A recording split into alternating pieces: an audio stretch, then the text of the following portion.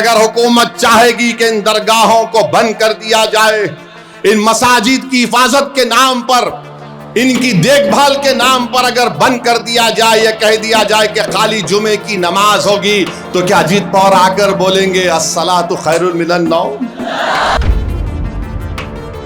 आज पोर्टल के ऊपर वक्फ की जायदादें चढ़ाने के लिए कितनी तकालीफ का हमको सामना करना पड़ रहा है। जो पोर्टल पर नहीं चलेगा वो वक्फ की प्रॉपर्टी नहीं कहलाएगी। तुम आज किस मुंह को लेकर आकर कहते हो कि हमको वोट दो? जब ये आएंगे, घड़ी दिखाएंगे, तो उनसे कहना कि तुम्हारा टाइम खत्म, अब पतंग का टाइम चलेगा इंशाअल्लाह ताला। और ये सब के सब बांकड़े पहलवान ने अजीत दादा अलग है। अरे जो चीचा का नहीं हुआ वो तुम्हारा होता। और अफसोस होता है कि हमारे भाई एक इलेक्शन जीतने के लिए आप अपने सफों में इंतशार पैदा करने की कोशिश कर रहे हैं। अब आपको जानकर हैरत भी होगी कि भारत की पार्लियामेंट में नरेंद्र मोदी की सरकार ने भारत के संविधान और आईन के खिलाफ एक वक्फ का कानून बनाया। और वो वक्फ का कानून नहीं है, बल्कि मस्जिद, दरगाह और खानखाहों को छीनने का कानून है। जब मोदी ने महसूस कर लिया कि भारत की सबसे बड़ी अक़लियत मुझसे नाराज है, तो मोदी ने कहा अजीत पवार को, अब तू सामने आ जा। अजीत पवार सामने आ गए। और ये सब के सब बांकड़े पहलवान ने अजीत दादा अलग है। अरे जो चीचा का नहीं हुआ वो तुम्हारा होता।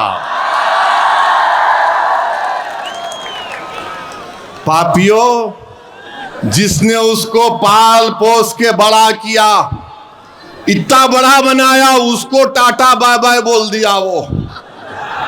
और तुम बोल रहे अजीत दादा करेगा। याद रखो, जब वोट डालने जाएंगे तो ऐसा कानून बनाया गया है जिसमें अजीत पवार भी उसमें हिस्सेदार थे। तुम आज किस मुंह को लेकर आकर कहते हो कि हमको वोट दो? जब ये आएंगे, घड़ी दिखाएंगे, तो उनसे कहना कि तुम्हारा टाइम खत्म, अब पतंग का टाइम चलेगा इंशाअल्लाह ताला।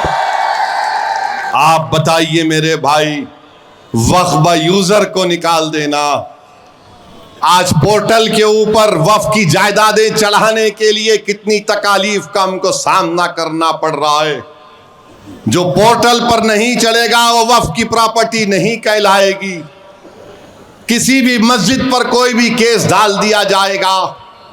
जो मस्जिदें 100 साल, दरगाहें मस्जिदें 100 साल पुरानी है, कह दिया वक्फ मालिक नहीं, आसारे खदीमा उसका मालिक होगा।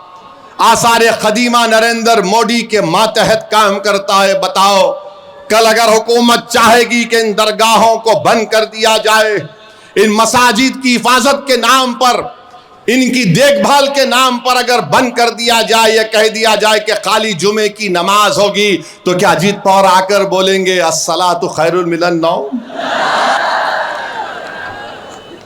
सोचो आप, हंसने की बात नहीं है, ये वक्त जागने का है। अगर आप मुत्तहदा तौर पर अपना एक एक वोट पतंग के निशान पर बटन दबा कर देंगे, तो अजीत पवार को भी मालूम हो जाएगा कि ये जो लोमड़ी की चाल वो चलने की कोशिश कर रहे हैं। बल्कि अगर ठेठ हैदराबादी जबान में कहूंगा तो कौवा चला हंस की चाल चल रहे हैं। याद रखो, आपका वोट आपके पास एक अमानत है, और सबसे बड़ी अमानत वक्फ की जायदादें होती हैं, जिसका मालिक ना ओवैसी, ना अजीत पवार, ना मोदी है, उसका मालिक अल्लाह होता। उस जायदादों को छीनने का कानून बना दिया गया है। और अफसोस होता है कि हमारे भाई एक इलेक्शन जीतने के लिए आप अपने सफों में इंतशार पैदा करने की कोशिश कर रहे हैं।